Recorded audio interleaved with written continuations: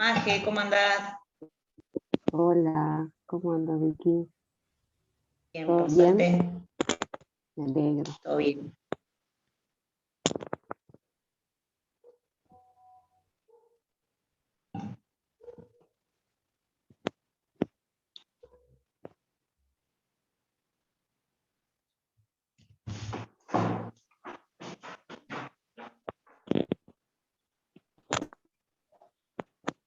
Agustín, nuestra idea hoy es hacerles algunos comentarios un poco generales, porque después supongo que para cada asociación de pacientes puede haber cosas más específicas. Recién, por ejemplo, estaba viendo que hay gente de MUR Sí. que es una patología con la cual hemos trabajado, pero la idea es hablar un poco en general, cosas que le puedan interesar a todos y darles también a ustedes un espacio para hacer preguntas sobre dudas generales, y después obviamente con Pedro quedamos a disposición para cada una de las asociaciones de pacientes, ver cosas más concretas, más de interés de cada uno.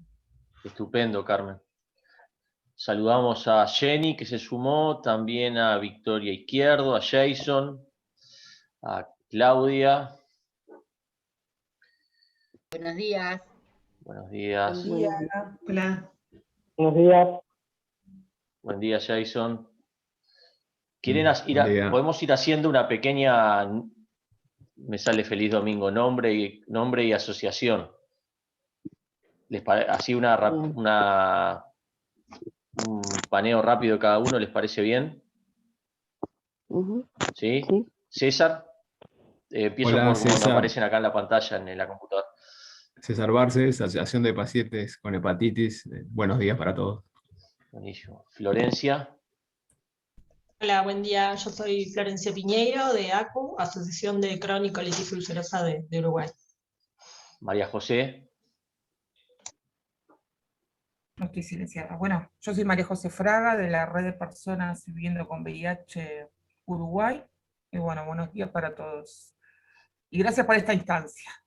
Con mucho gusto, María José. Magela.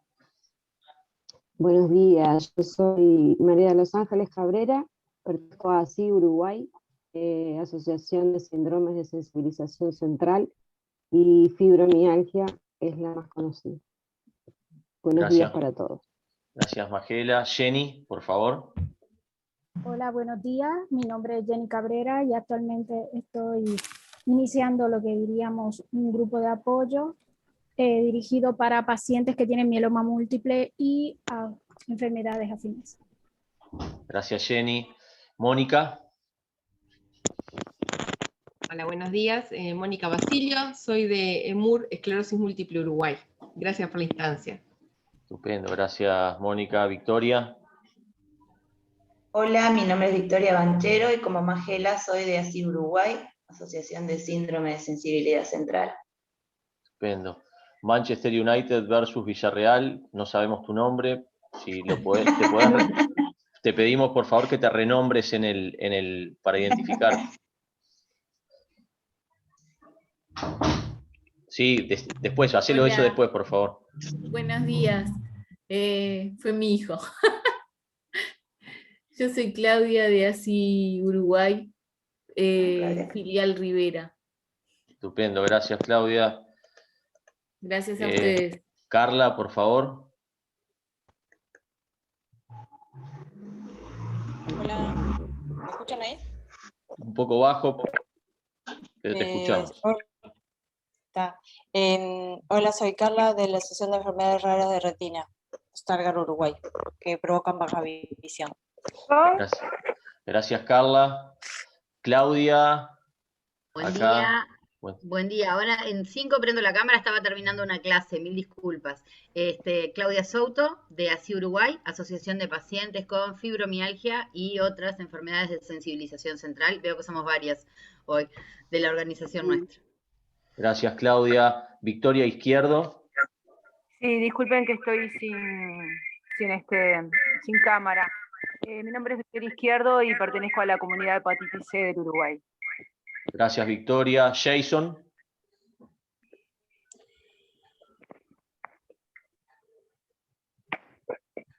Estás muteado, Jason. Bueno, no sé.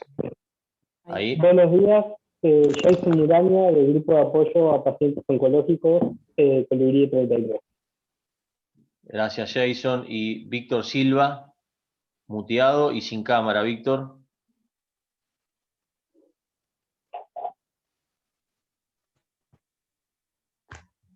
Víctor, ¿estás por allí? Hola, Sí. ¿se me escucha? Fuerte y ¿Qué tal? claro. Buenos días. Soy el abogado de ASI Uruguay. Ajá, estupendo. Gracias, Víctor. Por favor. ¿Hubo alguien que quedó sin presentar?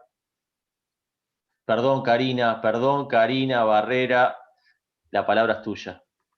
Oh, mal, te delataste la edad con lo que dijiste de Domingo para la Juventud. No, mal. Mal yo. No. Karina, yo soy Karina Barrera de Esclerosis Múltiple Uruguay. Gracias por la instancia también. Bien. Bueno, damos inicio así, siendo 10:07 a este nuevo conversatorio, en este caso sobre el marco legal de nuestro sistema sanitario, a cargo de la doctora Carmen Vázquez Civils y el doctor Pedro La Rosa. Ellos son abogados con vasta experiencia en el tema, así que bueno, Carmen, Pedro, la palabra es de ustedes. Si les parece bien, como máximo vamos hasta 11:30, si están de acuerdo, ¿sí? Así que tenemos 1:20 aproximadamente para trabajar. Y bueno, la palabra es de ustedes. Bueno, buenos días.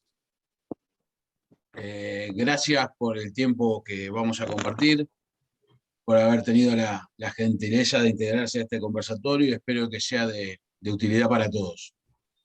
Como decía Agustín, la idea es hacer una presentación general de unos 20 minutos, media hora, yendo un poco de un panorama general a la parte que a ustedes más les puede interesar y después abriendo un espacio para preguntas. En realidad, el nombre de la charla, que es lo que nos convoca, tiene que ver con la salud como deber y como derecho, y cuando nos planteamos hacer esta charla bajo este parámetro, digamos, o esta convocatoria con este nombre, en lo primero que pensamos fue que en realidad solemos pensar siempre en la salud como un derecho y no tanto en la salud como un deber. Pero la obligación de cuidar la salud, o este deber de cuidar la salud, tiene en nuestro país la friolera de 87 años de vigencia. La salud como deber, que está consagrada, el cuidado de la salud como un deber de los ciudadanos o de los habitantes de la República, viene de la Constitución de 1934, de la segunda reforma que se le hizo a la Constitución de 1830. Y está en el artículo 44 de la Constitución, en la parte programática. Y esa reforma fue muy importante porque se tocó mucho la parte programática de la Constitución y se consagraron varios derechos y deberes. Con anterioridad a la reforma de 1934, ese capítulo de la Constitución, o esa sección de la Constitución, se llamaba Derechos y Garantías. Desde entonces y hasta nuestros días se llama Derechos, Deberes y Garantías. Por tanto, el deber de cuidar nuestra salud existe, y también existe el derecho a la salud como un derecho como lo conocemos o lo referimos nosotros cotidianamente. En esta charla lo que nos parecía a nosotros importante era empezar en la Constitución de la República y con el artículo 44, porque nos va a servir para ordenarnos en la medida que la Constitución, ustedes saben, es la norma de mayor jerarquía en el ordenamiento jurídico de nuestro país y por tanto las leyes, los decretos, los actos administrativos, etcétera, etcétera, etcétera, no pueden o no deberían contradecir lo que establece la Constitución de la República. Y si la contradijeran, no deberían aplicarse. Esto es, en un lenguaje, digamos, no demasiado jurídico, un poco el punto de partida y desde donde queríamos empezar. Les voy a leer el artículo 44 y le voy a ceder la palabra a Carmen para que desarrolle un poco lo que nosotros entendemos se deriva de este artículo de la Constitución. Dice el artículo 44. El Estado legislará en todas las cuestiones relacionadas con la salud e higiene públicas, procurando el perfeccionamiento físico, moral y social de todos los habitantes del país. Todos los habitantes tienen el deber de cuidar su salud, así como el de asistirse en caso de enfermedad. El Estado proporcionará gratuitamente los medios de prevención y de asistencia tan solo a los indigentes o carentes de recursos suficientes. Carmen. Bueno, se fue Carmen. Perdón, estaba silenciada. Gracias, Pedro. Bueno, de nuevo, como dijo Pedro, muchas gracias por compartir con nosotros este espacio. Estamos con Pedro a disposición para lo que podamos ser de utilidad. Enganchando un poco en esto del artículo 44 de la Constitución, es muy interesante la segunda parte del artículo, porque luego de determinar que la salud es un deber, no puede la Constitución, digamos, imponer un deber si no existe la posibilidad de cumplir con ese deber. Entonces, por eso el constituyente dice que a los indigentes o a los carentes de recursos suficientes, el Estado le va a dar los medios para atender su salud. Y eso es muy importante. ¿Por qué? Porque desde que se estableció el SNIS, el Sistema Nacional Integrado de Salud, lo que se buscó por lo menos es democratizar el acceso a la salud, que el acceso a la salud no dependiera de los recursos económicos de cada usuario. Y entonces esto se relaciona también con lo que dice el artículo 44. Dentro del esquema del SNIS hay prestadores públicos y privados que están obligados a garantizar a sus usuarios una serie de prestaciones mínimas. Esas prestaciones se encuentran en dos listados, que son el FTM, que incluye medicamentos, y el PIAS, que básicamente incluye procedimientos de diagnóstico, prótesis, ¿cómo es que se llama? Actos quirúrgicos y demás. Entonces, a su vez, dentro de lo que está dentro de esos listados, que se les dice listados positivos, hay cosas que obligatoriamente deben brindar a sus usuarios los prestadores de salud, y hay cosas en general de alto costo que fueron puestas bajo la cobertura del Fondo Nacional, del Sistema Solidario del Fondo Nacional de Recursos. El problema es, ¿qué pasa si por un lado tenemos la obligación de origen constitucional de cuidar nuestra salud y asistirnos en caso de enfermedad, y por otro lado necesitamos algo que no está dentro de esos listados y no podemos costearlo? Entonces ahí entra a tallar el tema de indigentes y carentes de recursos suficientes, y ahí entra a tallar el tema de las acciones de amparo. ¿Por qué? Porque quien carece, es indigente o carece de los recursos suficientes, la forma que tiene de acceder a esas prestaciones de salud que no están ni en el PIAS ni en el FTM es mediante una acción de amparo, porque no hay otra, y de hecho al hacer una acción de amparo uno también está cumpliendo con el deber constitucional de cuidar su salud. Entonces, de ahí el tema de la importancia del artículo 44 y del juego.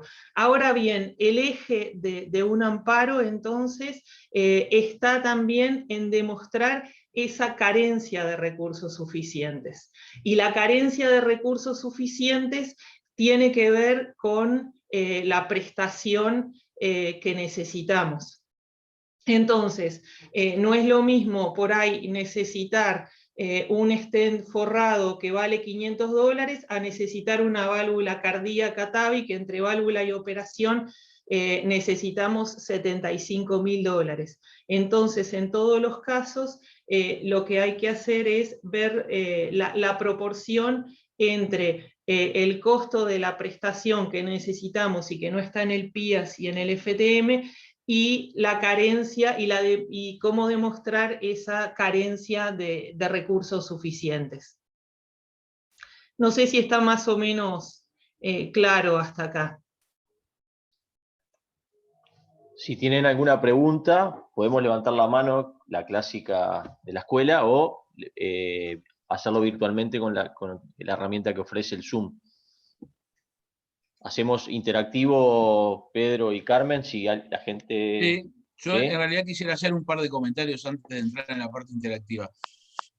Uno de ellos es que el derecho a la salud tal como bloque no está regulado en nuestra Constitución ni en una ley específica. Por tanto, después del artículo 44 vamos a encontrar por debajo de la Constitución un conjunto de normas que de leyes que regulan distintos aspectos.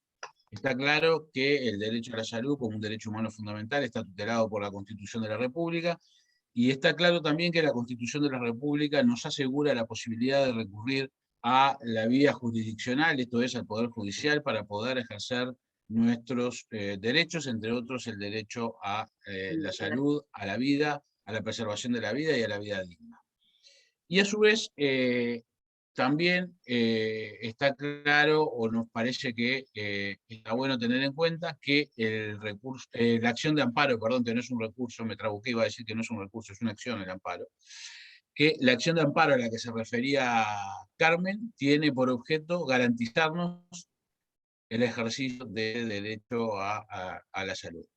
Después, en cada caso específico, hay que ver de qué manera o qué legislación es la que se debe aplicar el caso, de qué manera se arma el caso para que judicialmente tenga andamiento, porque una cosa es el caso médico, digamos, que es lo que ustedes más conocen, porque indudablemente es su vivencia día a día y están absolutamente empapados cada uno de su realidad, y hay que ver cómo hacemos una traducción jurídica de ese caso médico para que la vía judicial eventualmente resulte efectiva y ustedes puedan alcanzar el objetivo que persigan, ya sea un procedimiento, medicación o lo que fuera. Como nosotros siempre le decimos a la gente que nos consulta, no hay una solución general que sea para todos los casos igual, es todo lo contrario.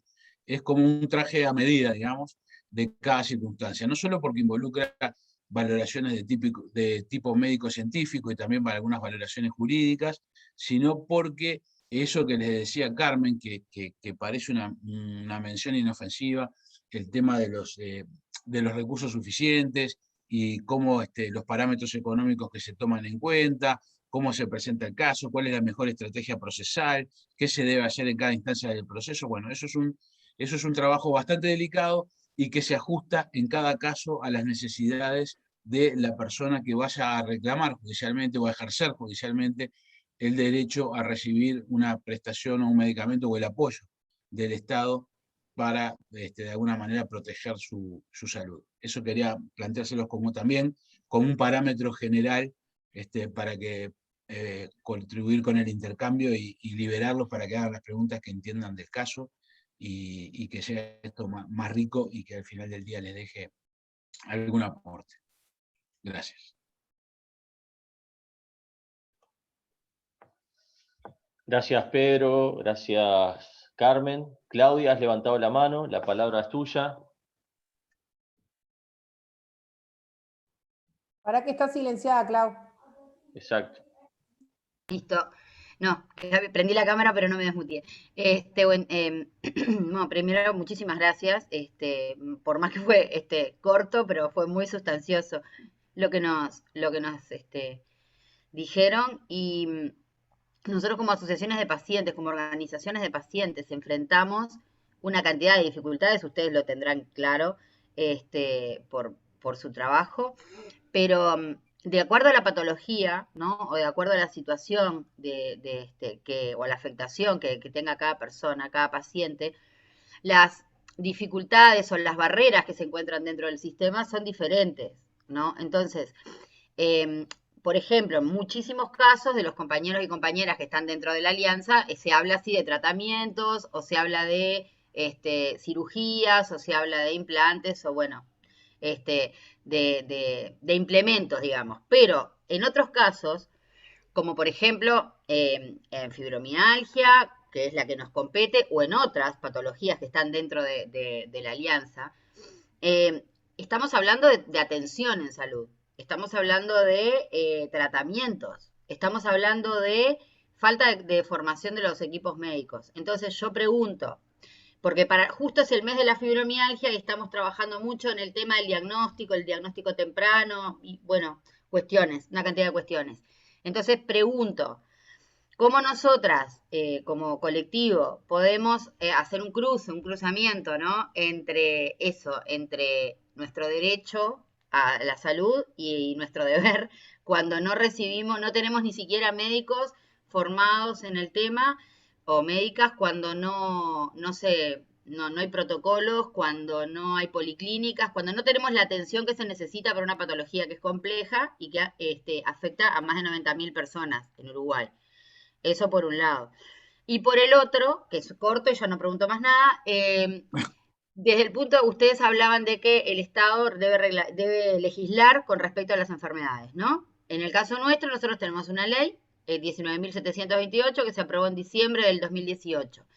Una ley que fue muy peleada, muy discutida, porque había puntos de vista encontrados de legisladores que decían, bueno, se legisla por patología, no se legisla por patología. Finalmente, después de mucho lobby, logramos que la ley se aprobara. Pero sigue sin reglamentar, o sea, tenemos una ley que no se aplica. Entonces, eso, ¿no? Esas cuestiones legales, cuando no hay que hacer un recurso ante el fondo, porque no precisamos una cirugía o un implante o un medicamento, cuando lo que necesitamos es tratamiento para vivir, ¿no? ¿Qué pasa en esos casos? Esa es mi pregunta, capaz que es medio amplia, pero bueno, es una preocupación que tenemos como colectivo, somos un colectivo grande y realmente nos afecta muchísimo, ¿no? Eso. Le voy a ceder Gracias. la palabra a Carmen para contestar. Gracias a ti, Claudia, por la pregunta. Le voy a ceder a Carmen Carmen conoce mejor que nadie la interna del sistema de salud, lo maneja muy bien, las asimetrías y las diferencias, incluso a veces dentro del mismo sistema, del sistema público, y por adentro no es lo mismo, y a su vez dentro del sector privado hay diferencias. Lo que sí me parece que en la perspectiva de lo que tú decías, a ver, que se legisle no siempre quiere decir que la solución sea una ley. A veces hay problemas de gestión, o una ley bien está sin reglamentar, entonces de alguna manera para ustedes en algún aspecto debe ser, supongo, como letra muerta, porque está ahí, pero no pueden avanzar con eso que dice la ley porque no se reglamenta. Y uno no sabe si no se reglamenta porque en realidad no saben cómo reglamentarla para hacerla efectiva, o porque supone costos económicos, o por mil motivos por los cuales se pueda demorar una reglamentación, o quizás viene de otro gobierno y este gobierno no está de acuerdo y antes de derogarla tiene que tener una alternativa. Como no tiene alternativa, no deroga, pero tampoco reglamenta, en fin. Esas cosas pasan, son parte de la vida de los países, o por lo menos del mundo. En realidad lo que uno, para poder hacer lobby y para poder tener un nivel de incidencia en las decisiones y demás, lo primero que tiene que hacer es tener información de calidad para poder opinar con más propiedad y ser más efectivo, más certero en las opiniones. De ahí el valor o la importancia del trabajo de las organizaciones como las que ustedes integran, que tienen acceso y la capacidad de recolectar, sistematizar y ordenar información que puede ser relevante para guiar a quien tenga en su momento el rol o esté en una posición de tomar decisiones al respecto. Pero les diría que lo más importante, en principio, es poder acceder a información de calidad para tener una foto lo más cercana posible a la realidad de qué es lo que sucede. Yo, a pesar de ser abogado y trabajar con leyes, no estoy tan convencido que siempre en todos los casos, contar con una ley sea la solución. A veces hay un tema de gestión y también de buena voluntad, De voluntad. que pesa mucho más que una ley. Pero ahora le voy a dar la palabra a Carmen para que les hable un Te poco puedo preguntar, de las perdón Pedro, te Sí. puedo preguntar, cuando tú decís información de calidad, ¿a qué te Sí. estarías refiriendo? Y es la información que le dan a ustedes, sus asociados o la gente que se congrega o se convoca alrededor de las organizaciones o de las asociaciones para contar su problemática, los casos, dónde se atiende, quiénes son los médicos de referencia, cuáles son los tratamientos, es decir, O cuáles sea, la son... información interna, decís, de la organización. Exactamente, exactamente. Cuanto más al dedillo, y ustedes lo saben, por algo se han decidido juntarse. Cuanto más precisa y más calidad tenga la información que ustedes manejan, más punch van a tener a la hora de influir sobre los tomadores de decisión. Me refería a eso. Carmen. Claudia, mira, es bastante difícil contestar a tu pregunta en el sentido de que la dolencia que tienen ustedes recién hace bastante poco se está dando a conocer de forma pública y realmente a reconocer como una enfermedad, que creo que era la principal deuda que había. Yo soy muy amiga en Argentina, de la autora del anteproyecto que se convirtió en ley sobre fibromialgia, con la que me gustaría vincularte, y están un poco en la misma lucha. ¿Quién es Porque Blanca? aparte, ¿cómo? ¿Es Blanca? No, es Magalí Oliva. Magalí Oliva es una abogada de Tucumán y es la autora del anteproyecto de ley de fibromialgia. Ella es una de mis mejores amigas y aparte sufre de fibromialgia, entonces estoy a través de ella bastante al tanto de las complejidades que tiene el tema de la fibromialgia, las dificultades de diagnóstico, la falta justamente, como tú decías, de médicos de referencia y la imposibilidad de vincular ese diagnóstico con una medicación en particular. Acá hay gente de otras asociaciones como EMUR, de hepatitis C, donde ya saben que hay patologías, hay medicamentos y entonces de alguna forma, aunque sea caso a caso, a través de amparos o a través de lograr que ese medicamento sea financiado por el fondo o sea otorgado por los prestadores, o sea, hay como acciones más claras para hacer. En el caso de ustedes, atenta el poco conocimiento que hay de la enfermedad y de alguna forma la amplitud. Entonces, claramente es muy difícil que te digamos, bueno, tomemos todos los casos y aunque sea vamos haciendo amparos de a uno porque no es la solución. La verdad que no tengo, Claudia, una respuesta para darte. Tendríamos que sentarnos, analizar la ley y ver qué tipo de acciones se pueden hacer, pero claramente en este caso el amparo no sería el camino.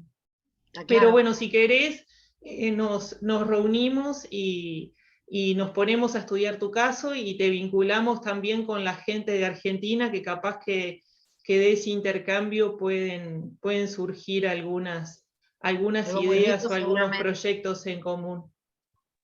Te agradezco mucho, les agradezco a los dos. Sí, te tomo la palabra con las dos cosas.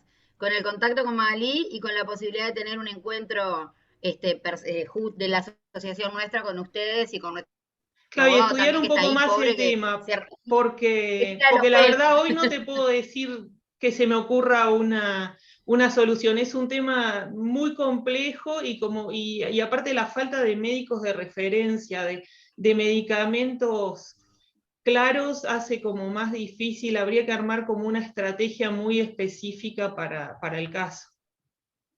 Bueno, juntémonos cuando ustedes puedan. Muchas gracias. Dale. Gracias, Claudia, Carmen, Gracias. Pedro. Le damos la palabra a Karina Barrera. Karina. Agustín, creo que estaba César antes que yo porque lo vi levantar la mano mucho antes que yo. Así que le doy la palabra a César y después sigo yo, ¿te parece? César, Karina, perdón, César, Karina y Susana de Acelu. Bueno, muchas gracias. En ese No, orden. mi pregunta es breve. Uno está acostumbrado a escuchar sobre los recursos de amparo a través del consultorio jurídico, ¿no? De la UDELAR, básicamente la información que tenemos en el 90%, y bueno, ahí solamente se remite a las personas que tienen un bajo ingreso.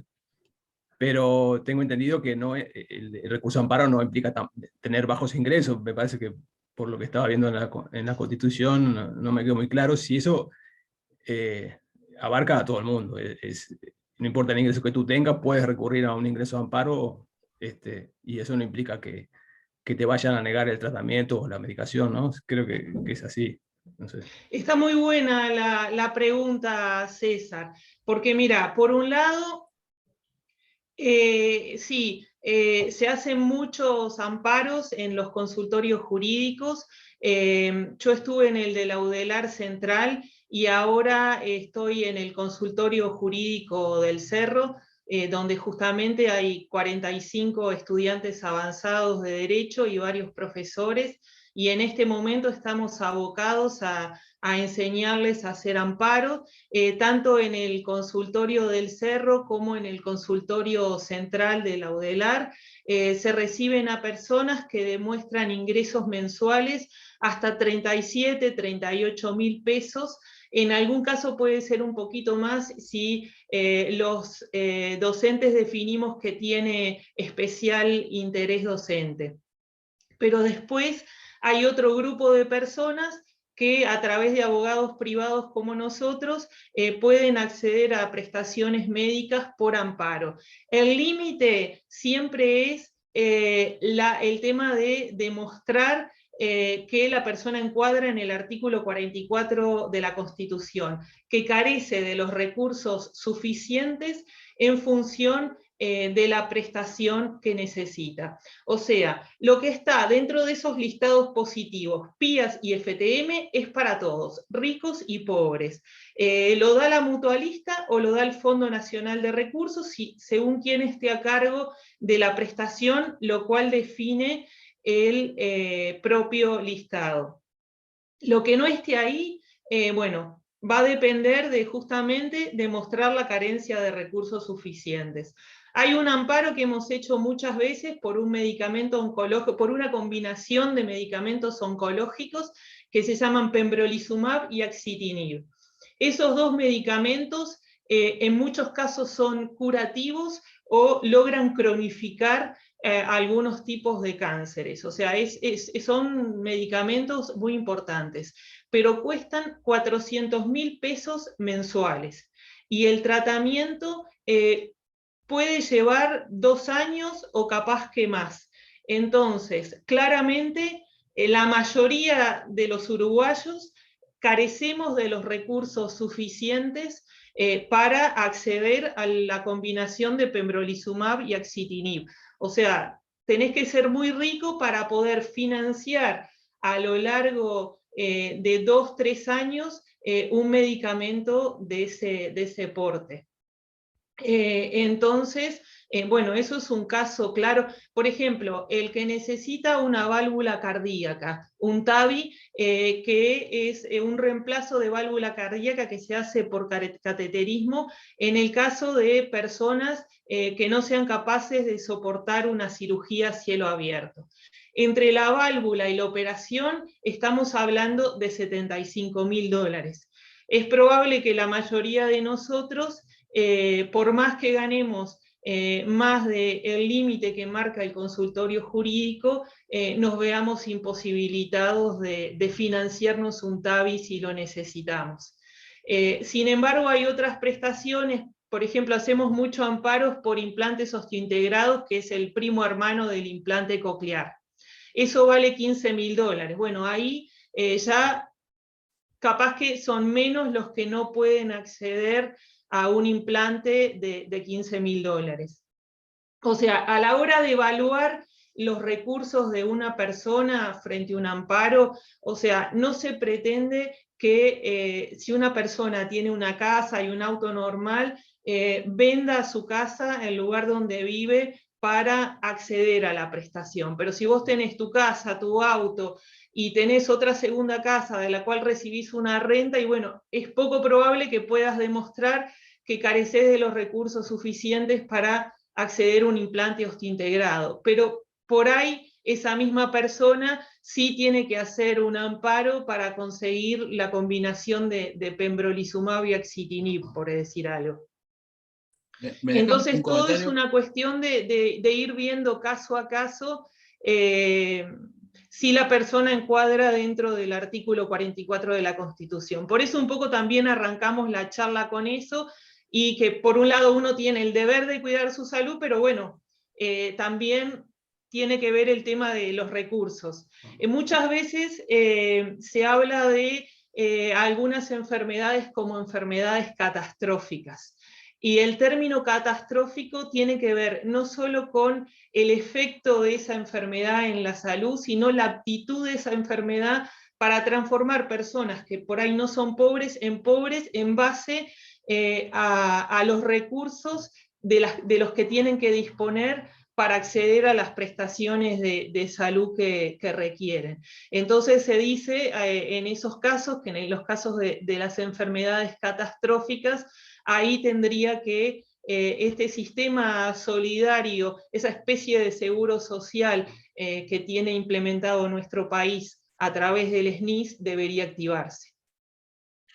Sí, yo quería agregar simplemente, César, respecto de tu pregunta, que está buena, que no hay una tabla de valores o de ingresos, como si dijera si ganás de tanto a tanto, o si ganás más o menos de tanto. Eso para el consultorio de facultad es un parámetro para discriminar a quienes atienden y a quienes no, en función de sus ingresos. Es decir, básicamente ahí el criterio sería si pudieran eventualmente acceder a un abogado particular o no, básicamente. Ahí no tiene nada que ver con el tipo de enfermedad o de dolencia o de patología o lo que le suceda a la persona. Lo que sí, lo que decía Carmen es, volvemos a donde empezamos, digamos, que dice, bueno, ¿por qué es un traje a medida? Por estas cosas, porque depende de cuál sea tu situación de ingresos, tu situación familiar, no es lo mismo que si tú ganas X dinero y vivís solo, tenés familia, tenés 3 hijos, etcétera, etcétera, pagás alquiler, pagás la cuota del apartamento, en fin, hay 1000 parámetros. Y a su vez, cada prestación tiene un valor distinto. Por lo tanto, lo que hay que hacer es ubicar esos parámetros de ingresos y de situación económica de la persona en relación a la prestación que necesita para poder cuidar su salud. Por eso de ahí la importancia de que cada caso sea estudiado de forma individual, lo del traje a medida que yo les decía hoy. En realidad, y esto no lo comento por petulancia, pero pues sí para que tengan una idea, hasta ahora en el ejercicio profesional en materia de amparos no hemos tenido nunca ningún inconveniente por este aspecto económico de la carencia de recursos suficientes. Ahí está, gracias. ¿No? De ahí la importancia de conocer la ley, ¿no? Y a veces uno le toca guiar a algunas personas o tener el conocimiento para transmitirlo, y eso creo que es una parte que es fundamental cuando a uno lo consultan, ¿no? Así que muchas gracias. En caso de duda, igual siempre consulten, César. Nunca se queden con la duda. Aprovecho para comentar que, ya que estamos en el tema amparos, un tema fundamental, en el amparo uno tiene que demostrar distintas cosas. Primero, que encaja dentro de este artículo 44 porque carece de los recursos suficientes para acceder a la prestación, por lo cual hay que tener también la cotización de la prestación. Tiene que demostrar la patología que tiene y cuál es la mejor solución para la patología, porque por ahí si hay 3 soluciones y una está incluida en el PIAS o en el FTM, hay que demostrar también que esa no es la más idónea. Nuestro FTM, en lo que es, por ejemplo, medicamentos oncológicos, en muchos casos está atrasado desde el punto de vista científico, u ofrece medicamentos que, si bien están pensados para una dolencia específica, no son los mejores ni los que curan más rápido ni los que... Entonces, es importante también el rol del médico que va a auspiciar al paciente en ese amparo, que va a hacer una indicación y va a venir a la audiencia a defender a su paciente. Pero también nosotros, a través del médico tratante, por ahí de un segundo médico y eventualmente de una pericia, tenemos que demostrar que no solo no se puede pagar la prestación que estamos solicitando, sino que es la mejor y la más idónea y en muchos casos la única capaz de salvar la situación de ese paciente. Gracias, Carmen, Pedro Correcto, gracias. y César por la pregunta. Karina Barrera, te toca a ti, después va Susana. Yo tengo dos preguntas. La primera es si en este taller se va a hablar de lo que salió en la prensa hace más o menos unos días, que hablaba de la inconstitucionalidad de la ley del acceso a medicamentos de alto costo por presupuesto. No sé si en el taller se pensaba hablar de eso, porque me interesa bueno, mucho. en realidad, si es de interés de ustedes, con mucho gusto les explicamos el alcance, que no es que se declaró la inconstitucionalidad de la ley, sino que se declaró para un caso puntual la inconstitucionalidad del artículo 10 de la ley 18335, que es la ley que habla de los derechos y obligaciones de los pacientes y usuarios de los servicios de salud. Eso, o sea, yo le voy a dejar a Pedro ahora sí. Doctora, disculpe, pero como venía enramada con otra cosa que usted terminó de decir recién, quizás capaz que lo pueda dejar eso para después. Usted hablaba recién de los profesionales y los peritos.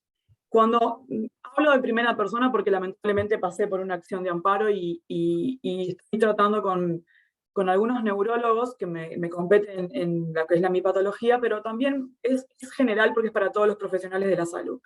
Algunos profesionales de la salud, cuando tienen que hacer o iniciar o recomendar algo que no está en el FTM o en el PIAS, que tenga que hacer una acción de amparo al paciente, dan un pasito hacia atrás con el paciente. ¿Me explico? Porque, por ejemplo, eso está bastante... Eso es una cosa que en particular me duele mucho, sí, es así. Me duele mucho, si a usted le duele mucho, imagínense a los pacientes, porque hay pacientes que están ingresando una patología compleja, ellos, su familia, etc. Y no tienen por qué saber, porque hasta que no entras a una patología grave no tenés ni idea de lo que es una acción de amparo, ni un medicamento de alto costo, es un mundo totalmente desconocido, un universo totalmente paralelo, y todavía es muy difícil que vos accedas a que haya la información, no accedas a la información de que hay un medicamento de alto costo que puede mejorar mucho tu calidad de vida, pero que el profesional de la salud se lo limita a la información porque no quiere pasar él por una acción de amparo. El otro día un grupo de neurólogos nos decía, es que el profesional está muy solo en la acción de amparo y la pasa mal y es muy acusado con el dedo porque cuando llega al recurso de amparo el ministerio, por ejemplo, presenta a sus abogados y el profesional se siente muy, muy presionado. Y también están habiendo pocos, hablo de la patología que conozco, ¿verdad? Pocos peritos. ¿De qué dependen de quiénes dependen esos peritos? ¿Quiénes lo eligen al momento de la acción de amparo?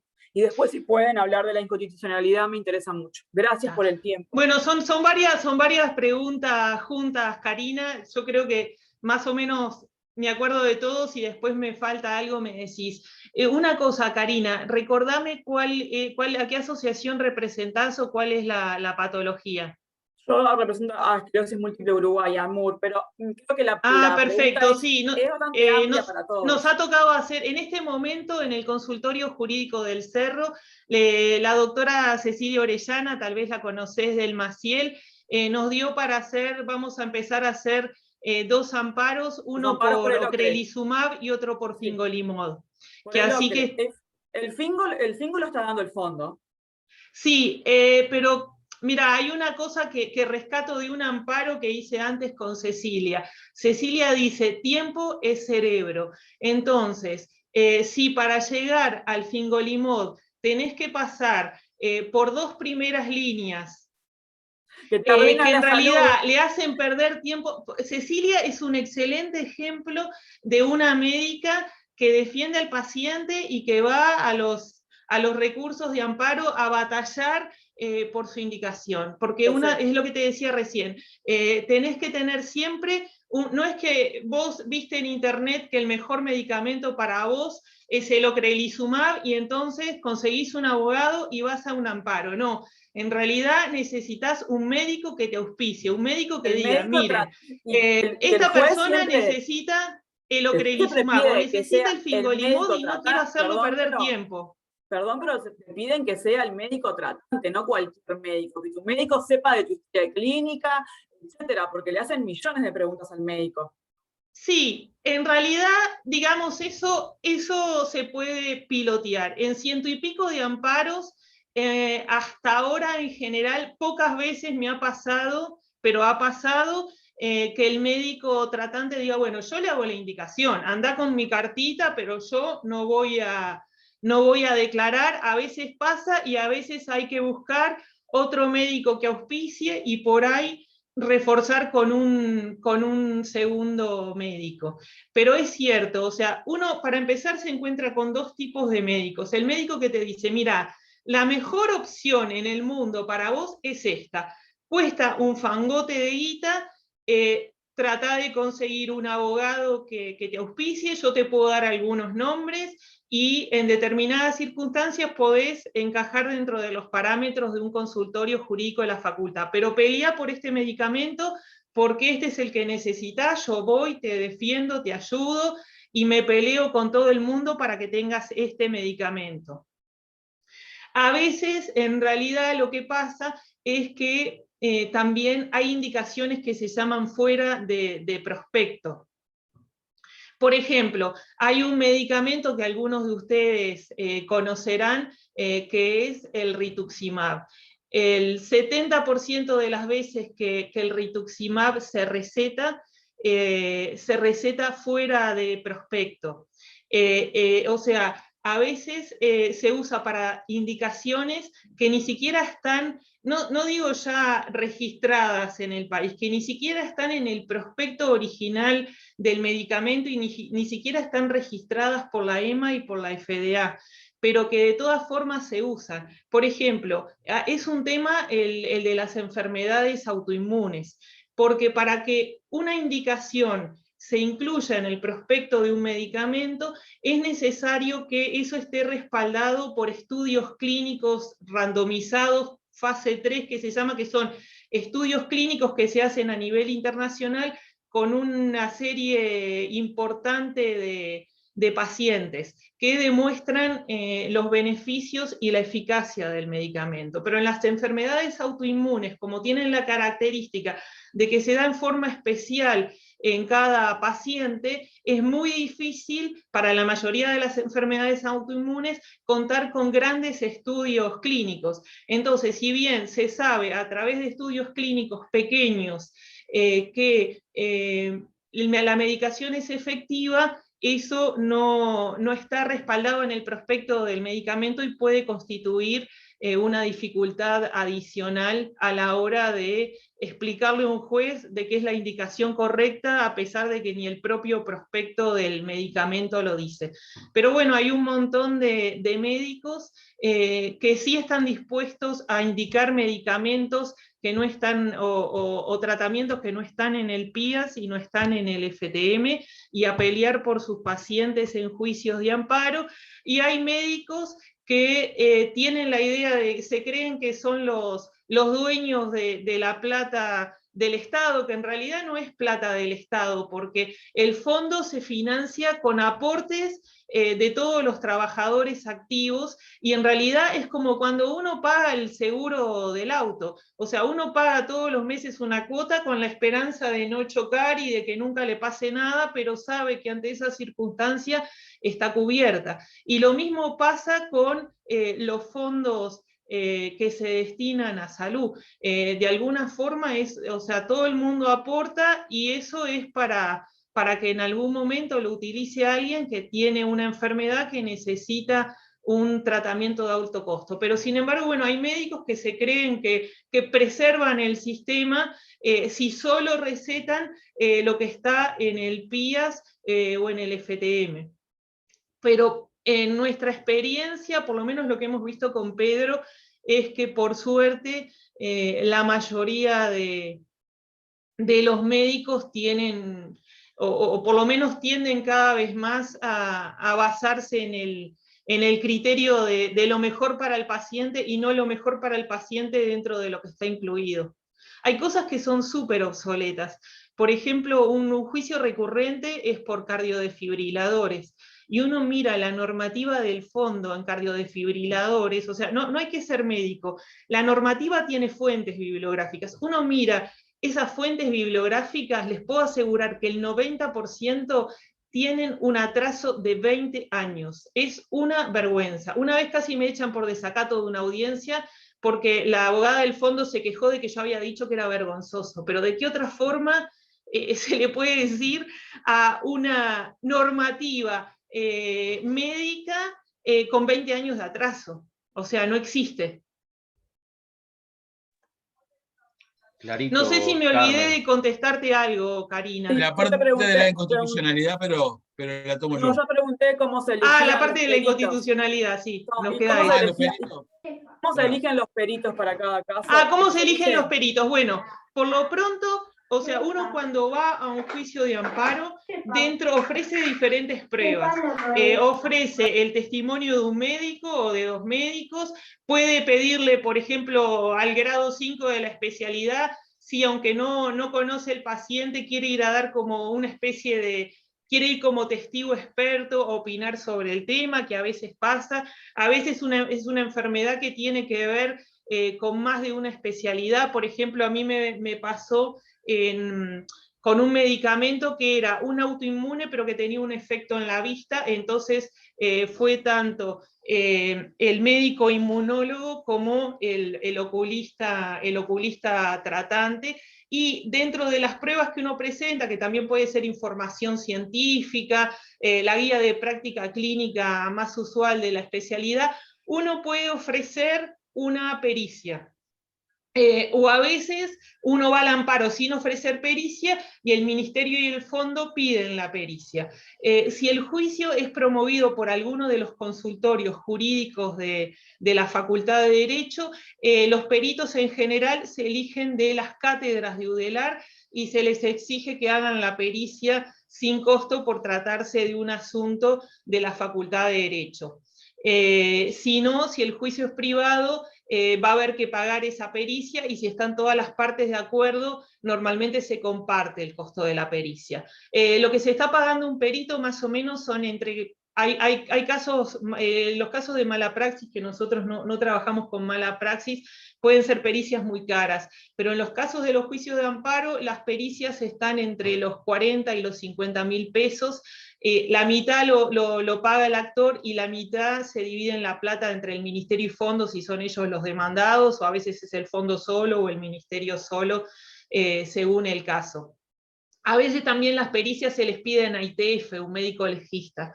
A mí me dan mucho miedo las pericias de ITF, porque son médicos que saben de todo, pero no saben de las patologías específicas, entonces muchas veces hay que impugnar esas pericias, o hay que pararse y exigir que la pericia sea hecha por un médico súper especializado en el tema. La semana pasada me tocó hacer por la facultad un juicio por sirolimus, que es un medicamento para el LAM, una enfermedad muy rara del pulmón, y entonces, bueno, se pidió pericia, y ahí la exigencia fue que la hiciera la cátedra, y la hizo la grado 4 de neumología. Gracias. Gracias, Carmen.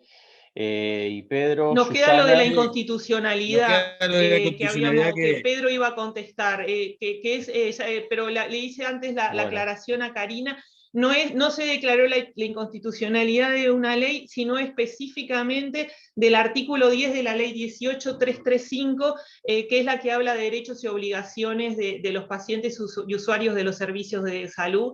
Se había pedido también la inconstitucionalidad de 2 artículos más, pero la Suprema Corte de Justicia entendió que como ya se cumplía con el cometido declarando la inconstitucionalidad de ese artículo, no era necesario de los demás. De repente es un término muy fácil de interpretar, pero yo que no tengo nada que ver con el mundo de la ley, significa que un artículo, en este caso, sea inconstitucional para acceder Mira, médicamente. Karina, no estaba planteado como dentro de la charla de hoy, pero te adivinamos la mente y trajimos la sentencia. No, nos imaginamos que le iban a preguntar porque digamos que es de candente actualidad. La inconstitucionalidad en este caso es el inciso final de un artículo, del artículo 45 de la ley 18.211. Y tiene que ver con lo que empezamos la charla hoy, con el artículo 44 de la Constitución. Porque ¿por qué la Suprema Corte entendió que el inciso final del artículo 45 de la ley 18.211 era inconstitucional? Porque no se puede legislar limitando lo que establece el artículo 44. O sea, limitando derechos y dejando afuera obligaciones porque no están incluidas, en este caso, en el PIAS. Ahora, que se haya declarado inconstitucional el inciso final del artículo 45 tiene un enorme valor para todos nosotros, pero no quiere decir que se derogó. No se aplica, o la sentencia lo declara inaplicable para el caso del actor, del que planteó la inconstitucionalidad, que es un señor de apellido Horvath, el señor Raúl Horvath. En este caso del señor Raúl Horvath, la Constitución de la República, este artículo del inciso final del artículo 45 no le resulta aplicable porque la Suprema Corte lo declaró inconstitucional. O sea, la inconstitucionalidad se declara para cada caso concreto. No quiere decir que se derogue. No obstante, la Suprema Corte de Justicia comunica esta sentencia al Poder Legislativo, que es como decirles, miren, esto que votaron en algún momento tiene esta parte, o este pedacito, o este artículo que nosotros consideramos inconstitucional. Estaría bueno que hicieran algo con esto. Por ejemplo, sancionar una ley posterior que lo derogue, para borrarlo de alguna forma, dirían los profesores, del mundo jurídico, digamos, ¿no? Otra consecuencia que tiene, y por qué es importante para nosotros, porque esto sienta un precedente. Si bien la jurisprudencia en Uruguay no es como en las películas de Estados Unidos, fuente de derecho, es decir, no podemos decir que se va a dejar de aplicar porque está esta sentencia, sí podemos, los abogados, citar esta sentencia en otros juicios diciendo que la Suprema Corte de Justicia entiende que la norma es inconstitucional. Es decir, es importante, no aplica a todo el mundo, por ahora le aplica solo al señor Horvath, pero para el resto de los que estamos en estos temas, es un precedente muy importante. Porque de alguna manera lo que hace es lo que dijimos al principio. No podés legislar en contra del artículo 44, y si legislaste te lo vamos a declarar inconstitucional. Ese sería un poco el razonamiento. Pero siempre la inconstitucionalidad se declara para el caso particular. Del que accionó, ¿no? Del que opuso la excepción de inconstitucionalidad. En este caso, el señor Horvath. Perfecto. Suma entonces para todos que haya un antecedente. Exacto. Gracias. Por favor. Gracias, Karina. Susana Tetzmedian, ¿estás por allí? Susana. Parece que no. Sí, estoy. Sí, bueno, Sí, la palabra. Bueno, la verdad que Escuchamos. felicitar a las personas que han intervenido, muy claras, y yo quería hacer 2 o 3 pequeñas puntualizaciones. Con respecto a, me gustaría consultar, ¿qué deberíamos contestar cada vez que nosotros nos presentamos con una ley referida Susana, a- perdoná. ¿Sí? Capaz que presentate, pues quizás no todos te conocen, por favor. Perdón, sí, mi nombre No, por favor. Perdón, mi nombre, me entusiasmé tanto con lo que escuché que me pareció tan interesante que hasta me olvidé la presentación. Mi nombre es Susana Chekmeyan, soy química farmacéutica y en este momento soy la presidenta de la Asociación de Celíacos del Uruguay. Por tanto, uno de los trabajos que me ha tocado hacer desde que llegué a la asociación es poder ver si podríamos tener una nueva ley referida a los celíacos, porque la actual, la 16096, tiene 5 artículos, de los cuales entre que no se cumple ninguno, y además está ya casi en los puntos que tiene, no alcanzan ni cerca para cubrir las mínimas necesidades del paciente celíaco, tanto desde el punto de vista de su alimento como de la atención médica. o la atención en los diferentes servicios gastronómicos. Por tanto, cuando se hizo una nueva ley, o sea, un proyecto de ley, y se presentó en el Palacio Legislativo, lo que dijeron tanto en Comisión de Salud de Diputados como en Comisión de Salud del Senado es que, ay, Susana, ¿a ti te parece que vamos a legislar por patología? Estarían haciendo cola los diabéticos, fibromialgia, los hipertensos, los renales. Entonces, no, nunca vamos a acceder a aprobarte una ley referida a una patología. Piensen de otra manera y arreglen de la otra manera. Capaz que de repente, ahora con todo lo que acabo de escuchar, capaz que podría yo encontrar una respuesta cuando ellos me dicen eso. Eso es una de las cosas que quería decir. Y lo otro, no sé si se escucha. Sí, sí, se escucha perfecto. Sí.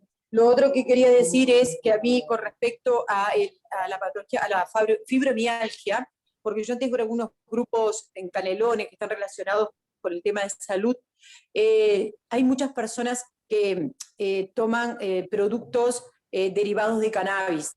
Entonces, eso es un tema también que me tiene preocupada. ¿Qué toman? Entre comillas, ¿no? Porque algunos acceden a productos de calidad y otros casos no. Entonces, eso es un tema que me tiene preocupada. Y por último, quería decir que entre todo lo que han hablado los abogados, que me pareció espectacular, y principalmente del área oncológica, de la cual trabajé 27 años, es que en todo el proceso actúa la ley con el abogado, actúa el médico con diagnóstico y tratamiento, y nunca se ha nombrado al químico farmacéutico, que son los expertos en medicamentos, que podrían intervenir en alguna parte del proceso, por supuesto que en ayuda con respecto a por qué el medicamento no está en el FTM, por qué no está en el PIA, por qué, como hablaba Carmen, si está o no está la indicación en el prospecto, cómo se hace para registrar ese producto, o en qué etapa se encuentra en el ministerio. Eso era un poquito las aclaraciones que quería hacer, y agradecer enormemente las ponencias anteriores porque fueron súper interesantes. Muchas gracias. Si se me Gracias, Susana. permite solamente un paréntesis, perdón, Pedro, ¿podría solamente contestarle a Susana que nosotros tenemos un consumo responsable de cannabis? Cualquier cosa lo hablamos después con ella, responsable, que con un trabajo desde la producción hasta la elaboración, hasta el médico que participa en la indicación y la distribución. Por lo tanto, lo podemos hablar si quiere en otra instancia, que no es esta, pero sí, podemos conversar el tema, simplemente eso. Muchas gracias, me deja muy feliz lo que decís, muy, muy feliz, muy contenta. Gracias, Susana, Gracias, Claudia, y Susana. también Yo Victoria. le voy a dejar la parte farmacológica. Sí, le voy a dejar la parte farmacológica a Carmen y le voy a contestar la primera parte a Susana. Susana, lo que no te dijo Claudia es que te ganó por un artículo, porque si tu ley tiene 5, la de fibromialgia tiene 6 artículos. Y también es meramente programática y declarativa. Declara de interés nacional, igual que la de los celíacos, habla de no discriminación, de una junta médica en el BPS para eventualmente determinar una incapacidad, o sea, es más enunciativa. Son leyes más de declaraciones de principios que no contienen de repente los aspectos específicos que ustedes, al conocer la complejidad de la problemática, por ahí estarían necesitando o requiriendo. Y en el caso de los celíacos, no hace muchos días leí un artículo sobre el precio de los alimentos y que tenían la intención de alguna manera de buscar algún tipo de legislación o regulación, en fin.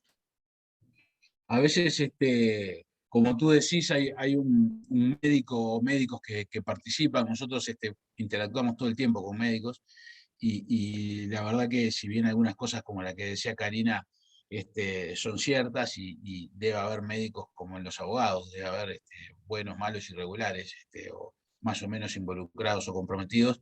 En nuestra experiencia hemos tenido médicos que se han puesto la causa de sus pacientes al hombro, y juntos incluso hemos transgredido, hemos innovado, hemos tomado riesgos. Ellos desde el punto de vista de la formulación de sus recomendaciones médicas, y nosotros jurídicamente al también traspasar barreras o proponer cosas que hasta este momento no se había hecho, y para todo siempre hay una primera vez. A veces hay que atreverse a fundamentarlo bien, a armar bien un caso, Y la verdad que es como un puzzle, porque nosotros sin el médico involucrado y que aporte, que pone lo suyo, no podríamos, sin el compromiso de del paciente, para nosotros, nuestro consultante o cliente, y de su familia muchas veces.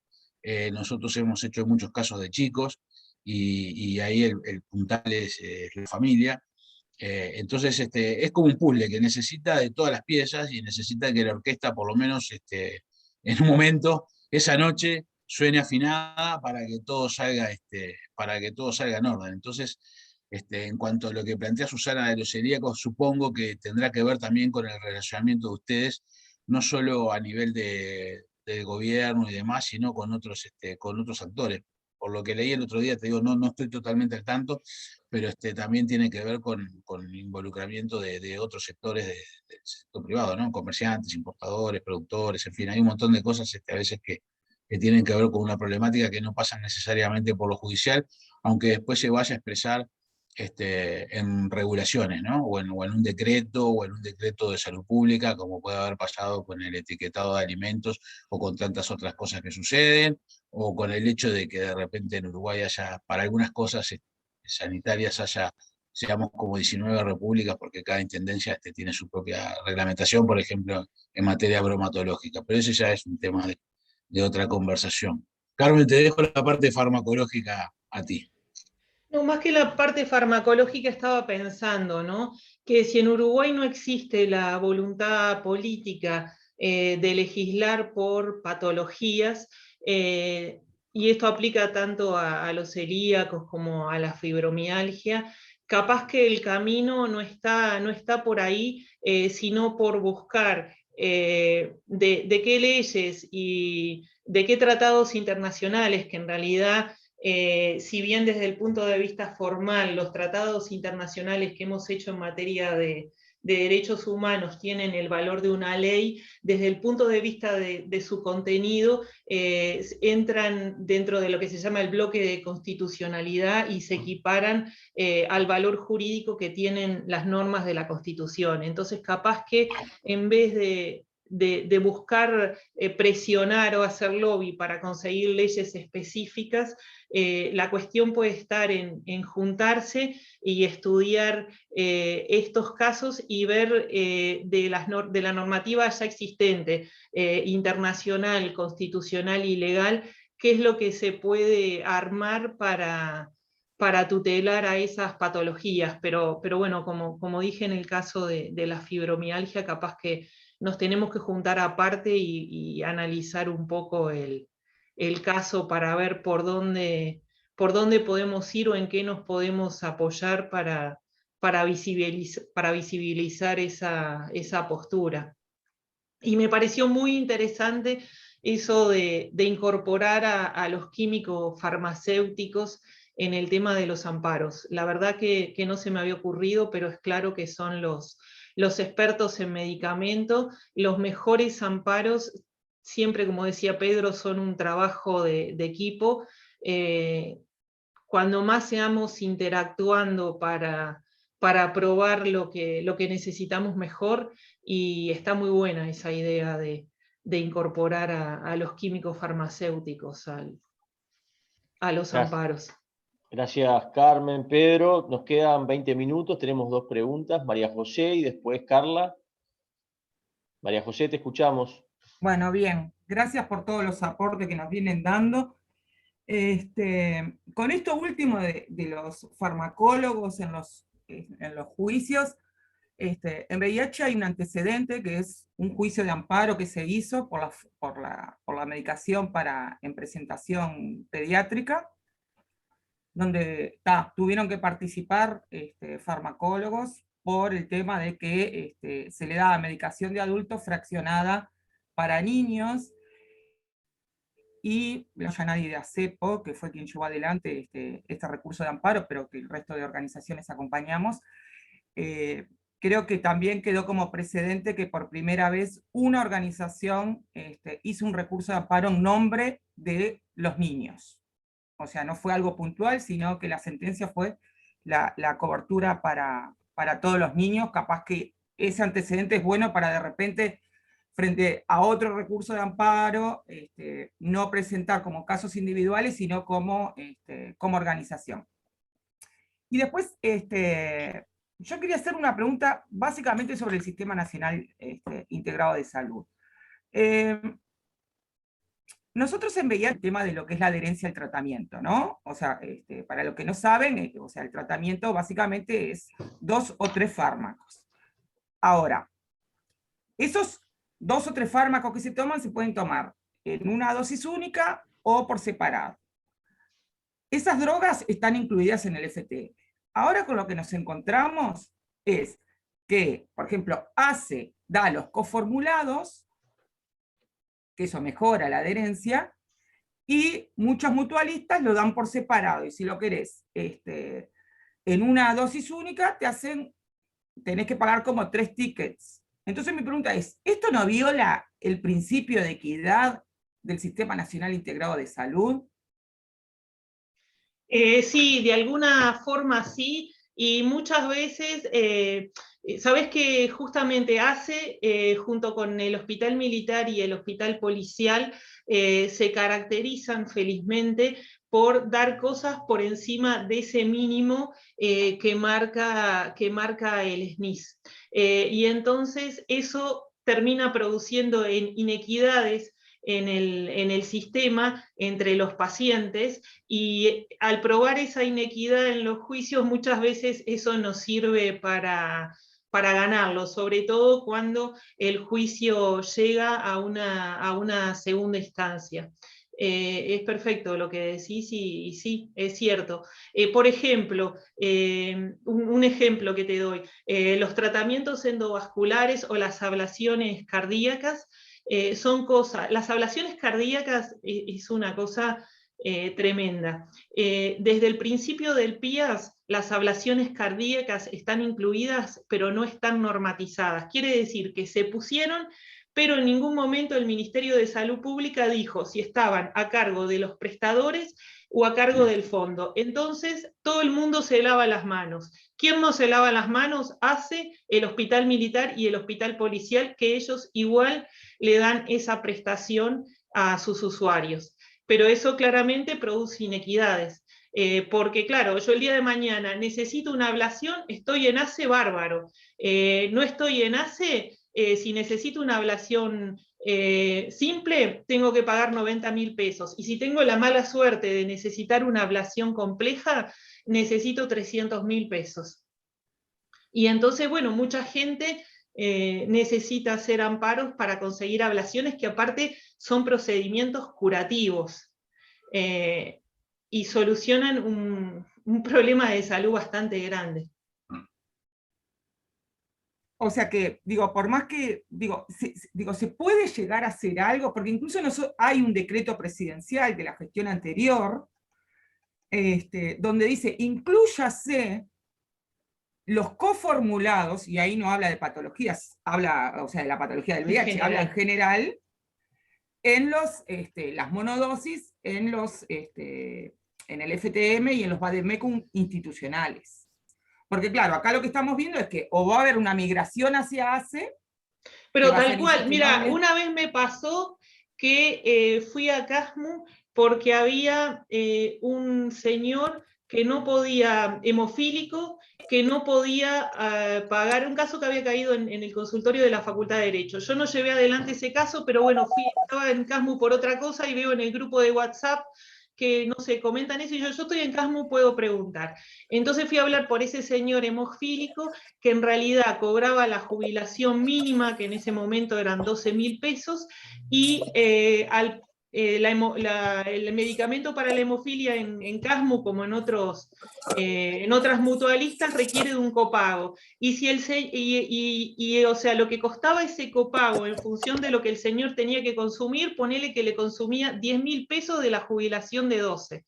Entonces fui a decir, bueno, a ver qué contemplación pueden tener a este señor, porque claramente no puede dejar la medicación, pero tampoco puede dejar de comer. Y me dijeron, mira, la solución que te damos es que pida el cambio de prestador a ACE, porque en realidad si el señor está en ACE, los hemofílicos tienen cubierta la medicación. Y me lo dijeron como diciendo, sinceramente, como no podemos hacer nada para rescatar a este señor, lo único que puede hacer es hacer el cambio de prestador ACE. Y de hecho me dijeron que habían tenido mucha pérdida de afiliados por migración a ACE, por prestaciones que uno nunca pensaría, ¿no? Porque a veces uno piensa, me voy a una mutualista y tengo más cobertura, y no, realmente para algunas cosas es mejor estar en ACE, desde el punto de vista, por ahí la hotelería no será tan buena, pero hay mucho mejor cobertura en muchas prestaciones. Bien, gracias. Pero sí, María. contestando a tu pregunta, creo que se debería poder hacer algo, habría que estudiar concretamente la situación y diseñar algo un poco a medida, pero sí. La vulneración del principio de igualdad es algo que se toma muy en cuenta en la justicia. Gracias, María José. Carla, la palabra es tuya, y luego Lisette. Hola, yo quería hacer una pregunta con respecto a todo lo que han hablado, que no tiene en realidad vinculación con la medicación, pero la doctora Vázquez hizo como un comentario, bueno, no necesariamente hay que legislar. Mi pregunta es, en el caso concreto de nuestras patologías, lo que da una mayor seguridad para saber qué patología es un estudio genético. Acá en Uruguay no lo recomiendan, queda mal que lo diga, pero los médicos de cabecera no lo dicen que hay que hacerlo, y entonces nos enfrentamos a que en el grupo nuestro o lo hacen al exterior quien puede, o lo hace por medio de un laboratorio privado, o en algunos casos, por ejemplo el militar en concreto, sabemos que lo hace. Entonces, ante esa diferencia, y sí o sí, internacionalmente se está reconociendo de que hay que hacerlo, por más que hay, no sé el porcentaje, pero más o menos un 70% haciendo el estudio, sabés qué enfermedad tenés. Otro caen en que no se sepa porque es muy difícil. Es mismo, en la clínica un médico puede saber qué es, o duda entre 2 o 3 patologías, porque son enfermedades primas hermanas, digamos, por decir de una manera, pero cambia totalmente el curso de la degeneración, o sea, se pierde la vista total o se llega a perder parcialmente la vista. No sé si fui claro, porque no quiero entrar en la especificidad Sí. de las patologías. Pero a lo que voy es, por ejemplo, en algunas te dicen tienes que usar complemento de vitamina A, y en otras está como prohibido porque acelera la enfermedad, ¿verdad? Entonces yo voy a esto. Nosotros presentamos una ley en el Parlamento porque entendimos que la única manera es que los médicos te manden a hacer el estudio genético teniendo una ley de respaldo, que no te da garantías, pero bueno, es como tener algo ahí. Y si no, ¿qué otras cosas nos queda? Carla, yo creo que en este caso, más que una ley, los estudios de diagnóstico están o deberían estar incluidos en el PIAS. Entonces, capaz que más que una ley, lo que les garantizaría más esa atención es lograr ingresar al PIAS ese estudio de diagnóstico. Y capaz que el camino empieza por el caso a caso.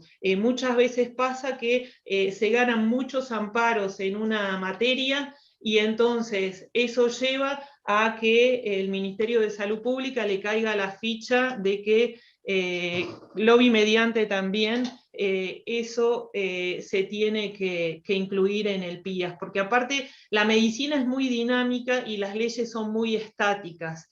Entonces, usando la legislación que ya existe, capaz que es más fácil a través de un amparo acceder puntualmente a esos estudios de diagnóstico. Si vos decís que es lo que internacionalmente se estila, y si hay un médico dispuesto, que te hace la indicación del estudio diagnóstico y dispuesto a defenderlo en audiencia, para los casos puntuales se pueden hacer amparos, y usar esas primeras sentencias de amparo, esa primera jurisprudencia favorable que se genere para hacer presión para meter ese estudio de diagnóstico en el PIAS. Porque la medicina es muy dinámica, las cosas evolucionan, y bueno, esos listados hay que ir presionando para actualizarlos, ¿no?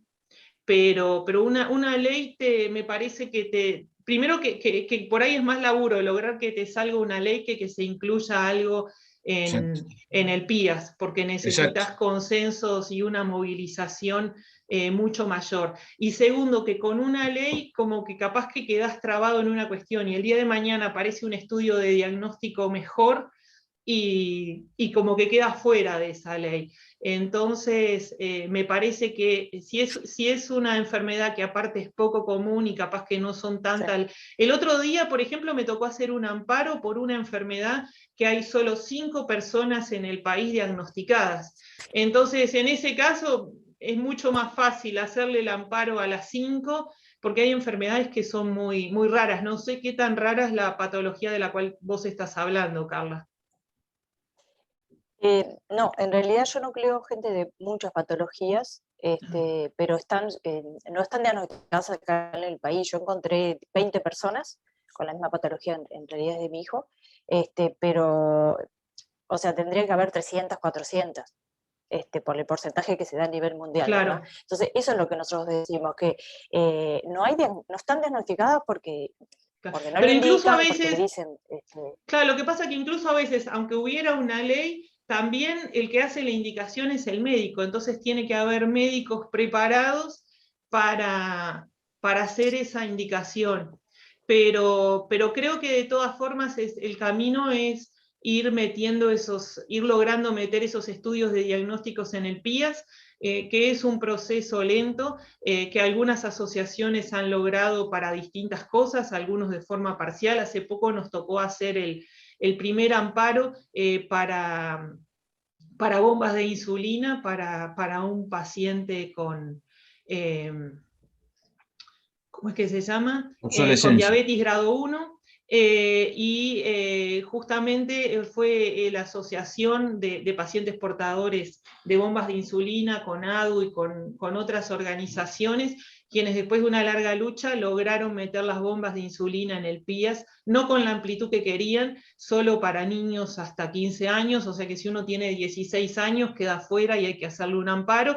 Y bueno, empezamos este camino de los amparos, ya obtuvimos la primera sentencia positiva, ahora estamos esperando la definición de segunda instancia, que todo pinta que va a ser favorable, y así, bueno, iniciamos un camino judicial que después puede servir para presionar, para ampliar esa inclusión en el PIAS. El mismo camino iniciamos con pacientes sordos que necesitan implantes osteointegrados. Hay una inequidad en el sistema porque en este país, si uno es hipoacúsico, encima tiene que tener la suerte de tener un problema en la cóclea, ser sordo del oído interno. Entonces ahí, bajo determinadas circunstancias y a través de un trámite administrativo, puede acceder a un implante coclear. Pero si tiene la mala suerte de tener un problema de audición cuyo origen es el oído externo o el oído medio, hay chiquitos que nacen imperforados, sin agujeritos en las orejas,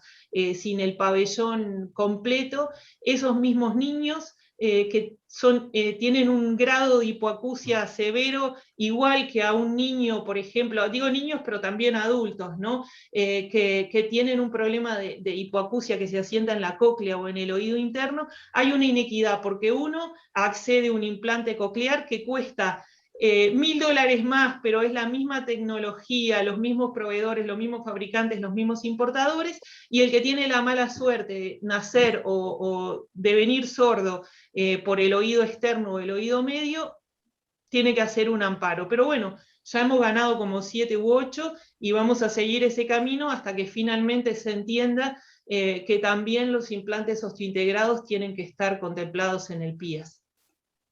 De alguna forma, Carla, lo que nosotros no decimos que no siempre hay que legislar, lo que decimos que no siempre, que puede que no sea el mejor camino. Un poco como decía Carmen, el avance de la ciencia y la tecnología en algunas áreas de conocimiento médico dentro de la ciencia es apabullante, es rapidísimo, tiene una velocidad de vértigo. Las leyes no tienen esa velocidad, generalmente son una foto congelada de un momento histórico determinado y la realidad les pasa por arriba. Siempre la ley viene después de la realidad, digamos. Entonces, en algún punto. Entonces, no siempre es lo más indicado legislar, o es lo que uno tendría que esperar. A veces conviene ir por otros caminos. Creo que el comentario, lo que nosotros intentábamos transmitirles, era eso. Está bien, está bien. Pedro, gracias. Carmen, nos quedan 5 minutos. Lisette, tu pregunta, por favor. No, simplemente era un comentario, bueno, yo integro Partners of America, me dedico, estoy abocada específicamente al área de VIH dentro del Comité Salud, y simplemente le quería comentar a la doctora, pues, primero que es excelente toda la información que nos están brindando, lo agradezco muchísimo. Yo integré el recurso de amparo que explicó María José. En ese momento estaba en la institución para los niños con VIH. Estoy en el centro de referencia ginecobstétrico pediátrico del Pereira Rosell, donde se atiende la madre VIH durante su embarazo y después se hace el seguimiento al niño y a las puérperas. Y la realidad es que nosotros integramos la CONACIDA y en la Comisión Nacional de SIDA lo que presentamos es otros fármacos en formulación pediátrica que, como para otras patologías, estará pasando lo mismo y les están dando de adultos, como explicaba María José. En este momento conseguimos y logramos, pero todavía no están, conseguir que la OPS nos está apoyando para traer por la compra conjunta, ¿sí? Los fármacos en esa formulación pediátrica. Y realmente cuando vemos los precios de lo que es por medio de esa compra conjunta y lo que significa que lo traiga un laboratorio, son totalmente ridículos, ¿no? Algunos no llegan ni a $10, le estoy hablando. Medicamentos que acá están terribles. O sea que lo que yo quería plantear, y quizás Carmen, tú no sé si ya lo han hecho por algún lado, o si no que a las otras organizaciones, si no es importante golpear las puertas de la OPS, ¿sí? Para que ayude en el tema y oriente en el tema de la compra de los fármacos. Porque acá tenemos una cuestión muy importante, que las multinacionales más ricas del mundo son los laboratorios que lucran de nuestra salud. Entonces digo, tendríamos que ver estrategias para la compra y para poder tener los fármacos necesarios, ¿sí? En el tema del VIH, en el tema de la hepatitis, en el tema de cualquier afección crónica, ¿sí? Cuando los medicamentos son de alto costo. Simplemente era ese comentario. Y quería preguntar si lo habían llegado en algún momento a alguna organización a ver en la OPS. Mira, la persona presente acá que está más calificada para contestar esa pregunta no soy yo, sino Victoria Izquierdo de la Asociación Hepatitis C, que tiene mucha experiencia en ese tema. Si Victoria sigue presente, a mí me gustaría que te contestara a ella. Sin desmedro de eso, te digo que conozco mucho, o en una época estuve vinculada a la Asociación Partners of America, incluso hace 25 años viajé a una reunión a Minnesota por este motivo, que así que me trae muy buenos recuerdos que hables de eso. Pero bueno, me gustaría si Victoria está... acá escribe que está sin micrófono. Hacemos programas de intercambio para todas las patologías, invitamos a técnicos de Estados Unidos para participar en lo que considere. La Alianza ya lo tiene presente, que sí, que estamos abiertos a todo esto. Apoyar. Qué interesante, no estaba al tanto, porque mi vinculación en ese momento con los partners tenía que ver con un trabajo que yo estaba haciendo en World Trade Center antes de que se construyeran las torres, porque yo estaba vinculada con la asociación en Nueva York y a raíz de ahí surgió un intercambio comercial e hicimos una misión comercial.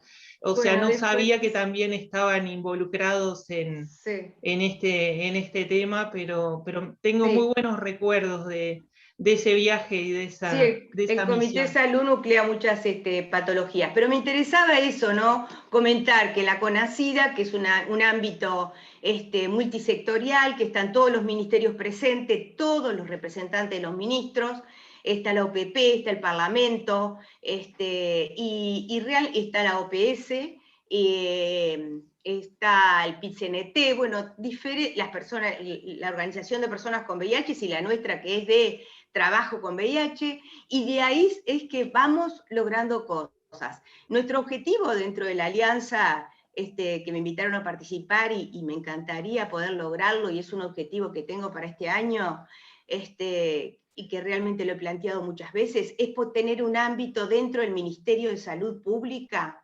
desde la Alianza, para poder trabajar y coordinar y consensuar en la situación de las diferentes patologías. Hay una realidad, por ejemplo, estas autoridades están aprendiendo, empezaron a aprender con nosotros el año pasado el tema del VIH, eran autoridades nuevas. O sea que como de las diferentes patologías que están acá, les pasa lo mismo, y creo que nosotros en nuestro trabajo de campo podemos dar muchísimo, cosa que ellos darían desde las políticas de Estado. Quería saber un poquito eso de la OPS, pero bueno, no, ya he hablado con Victoria, he tenido reuniones, son invitados a la CONACIDA, ya sé cómo es la situación, sí, ellos como que, creo que sí, capaz que ya lo escribe ahí, no sé. Estaba sin micrófono, Victoria, igual No, estamos... pero capaz que escribe algo. El tema es que yo sé que ellos, yo le he hablado... La asociación y no, logró, tuvo un logro muy importante el año pasado cuando se pudo registrar en base a una brecha también que había de que los laboratorios no habían registrado el medicamento original, un genérico curativo de la hepatitis C, que después el ministerio lo incorporó y generalizó, y hoy está, digamos, ese medicamento a cargo con cobertura universal a cargo del fondo, pero a través del registro de ese genérico lograron bajar dramáticamente los costos para Sí. la curación de la hepatitis C, y fue todo un camino que iniciaron primero importando medicamentos por uso compasivo hasta que se logró ese registro y hasta que después se logró que se universalizara la cobertura. Ahí está apareciendo. Eso lo tengo presente, pero mi pregunta es por la OPS OMS, que realmente los trae a precios que puede ser posible que el país lo tenga. Por favor, estamos Hola, sobre Victoria. Sí, por favor, ¿Cómo Victoria, están? sería lo posible tratar de ser la triple C clara, completa y concisa, así estamos cerrando este conversatorio. No quita que generemos Nosotros, otra instancia para seguir conversando. Nosotros tenemos conocimiento de experiencias que se han hecho en otros países con respecto a compras de OPS. Acá, particularmente en Uruguay, nuestra experiencia no fue buena en su momento. Por eso tuvimos que optar por el registro de la medicación genérica directamente nosotros. Muchos países de la región también están produciendo sus propios medicamentos, como es el caso de Argentina, esto para los tratamientos de hepatitis C específicamente. Sin duda que los precios de OPS